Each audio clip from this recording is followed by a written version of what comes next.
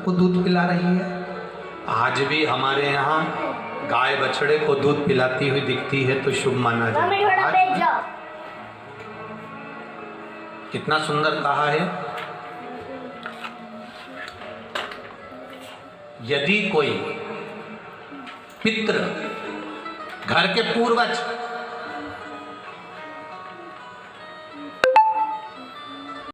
घर के बुजुर्ग, घर के बूढ़े, भविष्य पुराण कर रही है। अगर घर का बुजुर्ग, घर के बूढ़े, घर के पितृ जो चले गए, सपने में दिख रहा है, अब कहां दिख रहा है? आप सो रहे हैं और आपके सिर के पास आपके बुजुर्ग खड़े, आपके पितृ खड़े, आपके घर के वृद्ध लोग खड़े, ये आपको सपने में दिख रहा है, तो समझ लेना जरूर 15 से 20 दिन के अंदर मेरे यहाँ कोई खुशखबरी आने वाली है, निश्चित है, कोई खुशखबरी मिलने वाली है। ये हमारे यहाँ भविष्य पुराण कहती है। और यदि वही पितृ, वही पूर्वज, वही घर के बूढ़े, वही बुजुर्ग हमारे पांव के पास स्वप्न में नजर आ रहे हैं कि मेरे पांव के पास बैठे हैं, समझ लेना कि घर में किसी ना किसी को एक बड़ी बीमारी जरूर घेरने वाली, कोई रोग आने वाला। और वही पितृ, वही पूर्वज, वही पितर, वही घर के बुजुर्ग, वही बुढ़े, वही बूढ़े जो मर चुके हैं, वो तुम्हारे सपने में अचानक आए और आकर तुरंत चले जाए, तो भी समझ लेना कि कोई कष्ट आने वाला था, पर वो ज्यादा समय टिकेगा नहीं, तुरंत चले जाएगा, ये निश्चित। फिर वर्णन किया भविष्य पुराण में,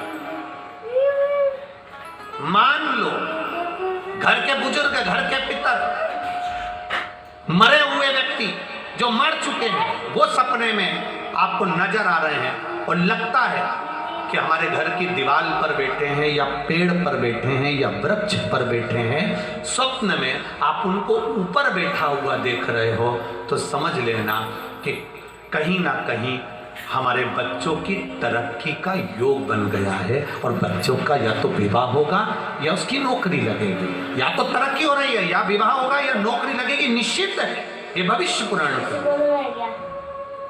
हमारी पुराणों में बहुत कुछ लिखा है कि आप अगर केवल पुराणों का स्मरण कर लें, केवल पुराणों को अगर पढ़ लें तो जीवन की सार्थक। हमसे कई लोग कई प्रश्न करते हैं, आप जो बताते हो वो क्या शिव पुराण में है? हम कहते हैं एक बार दिल से गीता प्रेस गोरखपुर की शिव पुराण लीजिए और आराम से बैठकर पढ़िए, एक एक शब्द पढ़ना कि काली मिर्च क्यों चढ़ती है, बेलपत्र क्यों चढ़ती है, दुर्वा का प्रयोग कब होता है, सफेद दुर्वा का प्रयोग कब होता है, भगवान को भस्म किस समय चढ़ाई जाती है, भस्म भी कितने प्रकार की होती है, भस्म का स्वरूप कितना होता है, त्रिपुंड लगाते समय ये 2 उंगली का प्रयोग करने के बाद आखिरी उंगली नीचे क्यों खींची जाती है?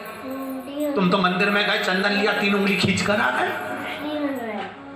ये कौन सा है नंबर? 40। उसको समझो कि उसका कारण क्या है।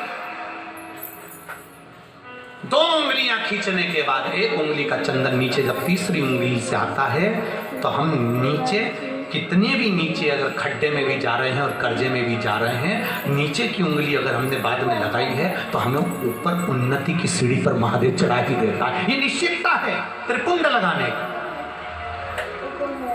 ये त्रिपुंड लगाने की निश्चितता है हमारी।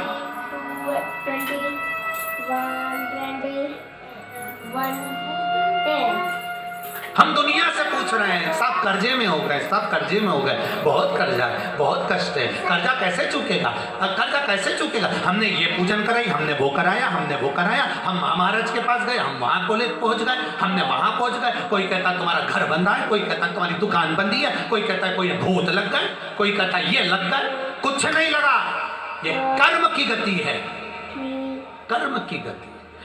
ये मेरे भाई लोग बैठे हैं, इनको मालूम होगा, एक ऐसी सील आती है, सील ऐसी मोहर, उसमें उल्टा लिखा होता है, पर कॉपी पे ठोको तो सीधा दिखता है। उसी तरह महादेव के मंदिर में जब जाओ कुछ चीजें बड़ी विचित्र होती है। शंकर जी के मंदिर में पलट कर देखना, शिव जी के मंदिर में अपना मस्तक रखना।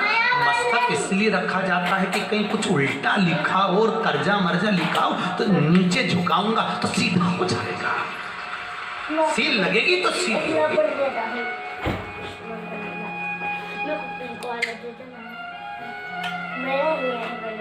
हम कई बार माताओं से कहते हैं आप जल चढ़ा कर आइयो, आपके पास में चंदन नहीं है, आपके आसपास में कुछ भी सामग्री नहीं है और आपको लग रहा है कि आज मुझे बाबा को त्रिकुंड लगाना है, कुछ नहीं है, तो भी ये उंगली तो भगवान ने दी है, लगा दिया, हो गया।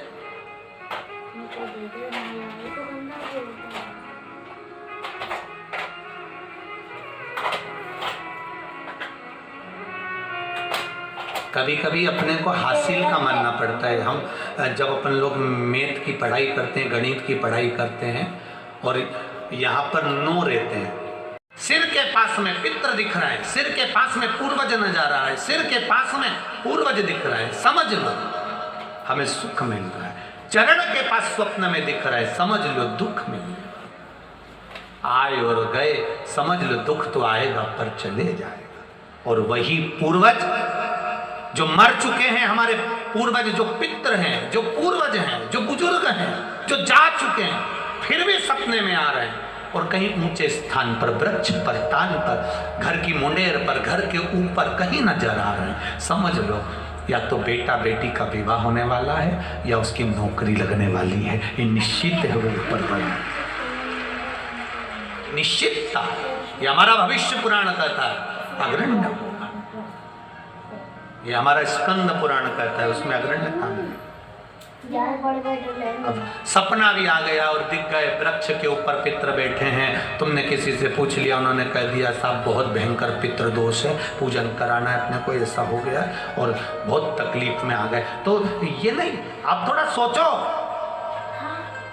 सारे तीर्थ धाम आपके हे महादेव प्रणाम, सारे देवता, सारे तीर्थ, सब कुछ मेरे महादेव के, सब कुछ।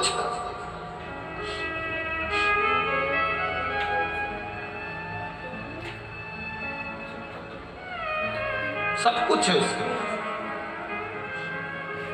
संभाल लेता है, बस आप दिल से जानो। राहु, केतु, चंद्र, मंगल, शनि, शुक्र, बुध, ये सारे जितने भी ग्रह हैं ना, इनकी एक एक की कथा लिखी है शिव महापुराण में।